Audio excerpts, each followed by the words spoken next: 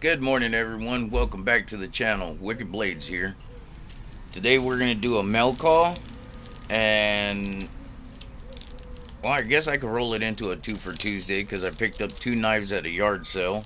So yeah, 2 for Tuesday and a mail call. First off, we're going to kick it into the mail call from Drew's Collector's Edge. Check out that sticker. That's pretty cool. I like the blade on there. And I like his border. That border is really cool on his sticker. That's really nice. Like that knife on there. Thank you, Drew. I've got something coming out to you as well, sir. I appreciate it. I appreciate the sticker trade. I mean, technically, I didn't recall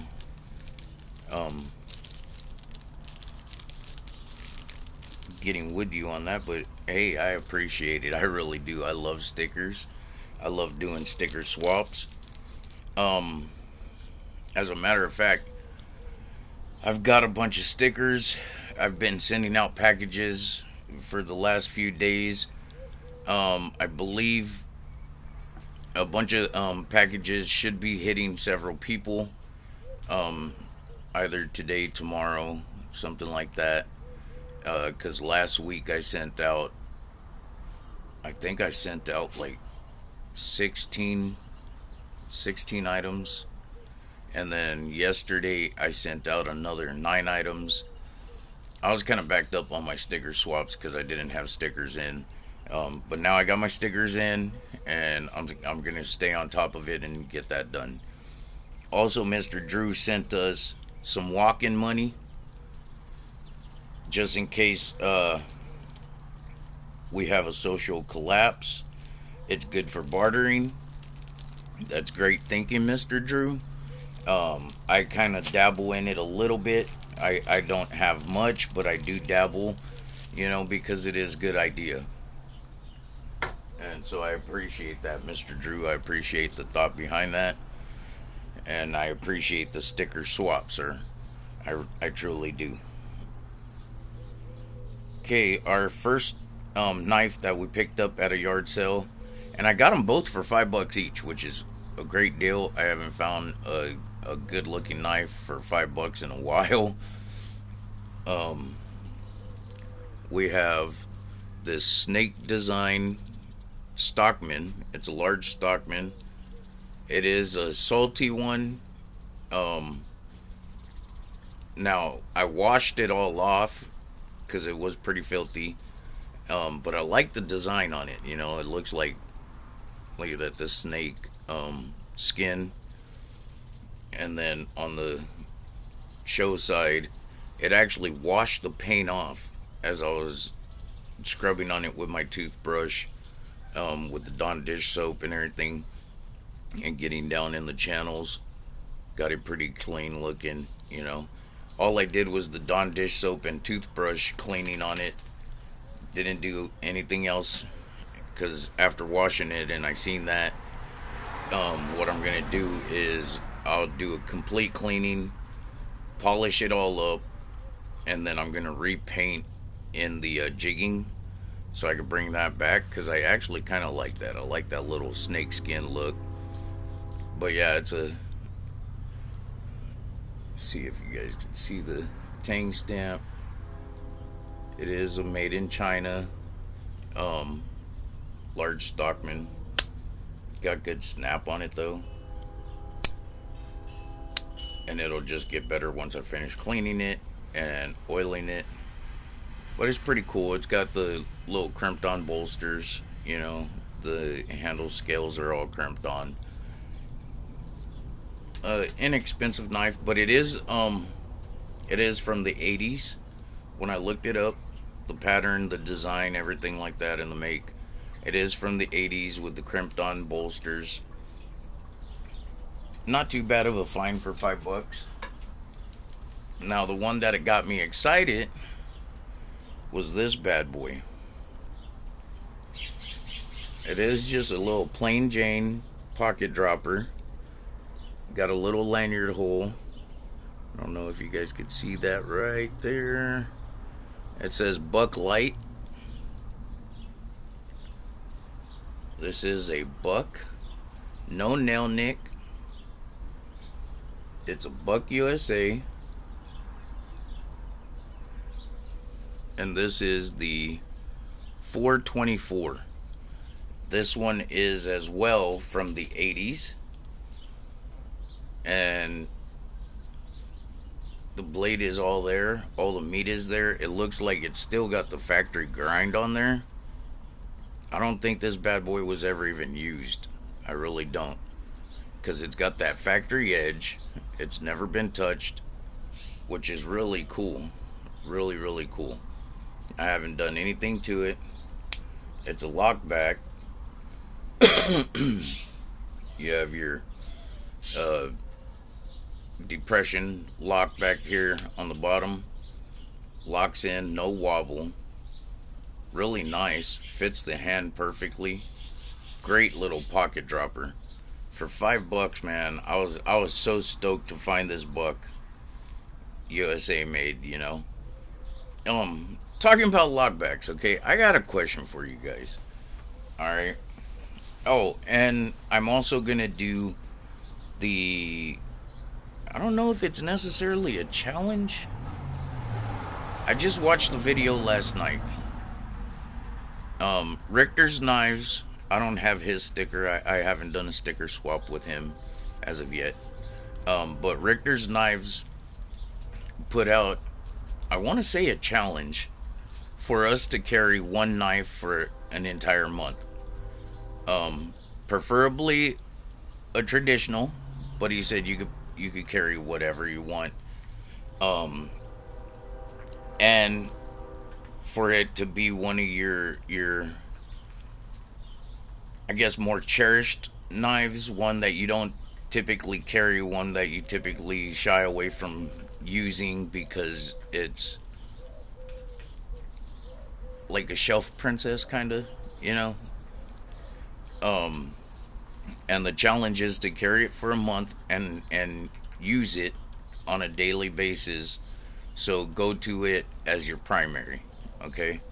So in this pocket slip from SJ Relics, those are the only slips I carry now. I gave up on my sadly made pocket slips. And the sad thing is I already carry all of my knives. All my knives I carry, I use them, and then I put them away. So I rotate through all of my knives as is.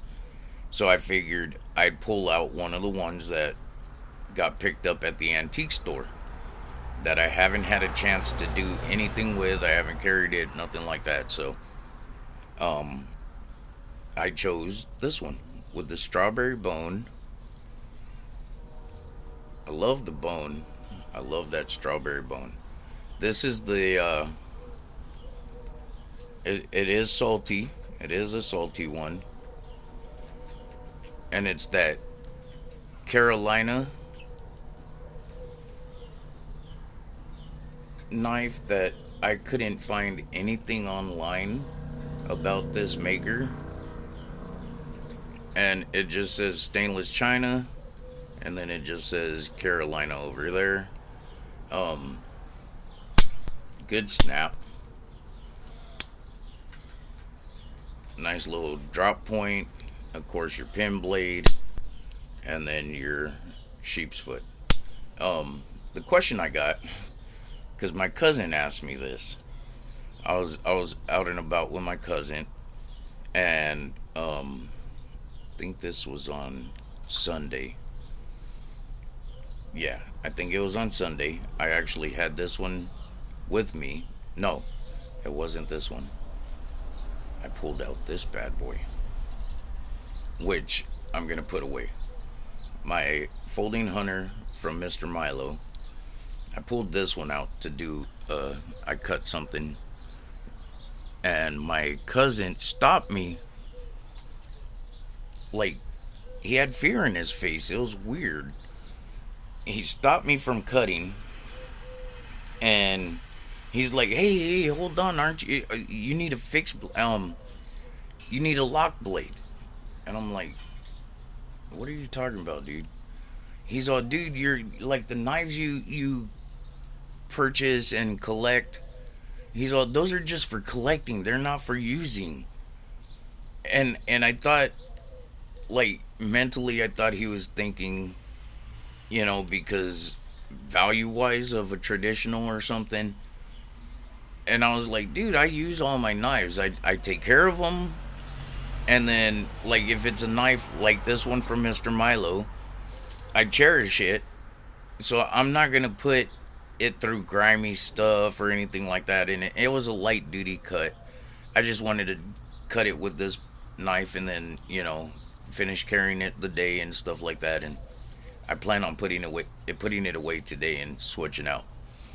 Um, but when it came down to it, his fear was the blade collapsing onto my fingers and cutting my fingers off. And so he thought that you needed a locking blade to do any kind of cutting. Now, my question is in my knife community, do you guys fear your knives coming down on your fingers, cutting you? Because I don't understand where that fear comes from when my cousin was telling me, and I explained to him, um, because you know how sometimes we'll choke up, we'll get our thumb down there to get a more forceful cut. And he thinks because, you can mess with your knives like that, especially if they got a nice wall on them. You want to play with your knife. It's like a fidget toy to us. But I'll apply pressure to do a forceful cut. And his fear is I'm putting pressure and it's going to come back on my fingers. And then he was saying that in his mind, he thinks cutting anything with a traditional, it's going to come back on your fingers. So I sat there and explained to him that this is just as good as a locking blade. You could apply as much force with a traditional as you can a locking blade.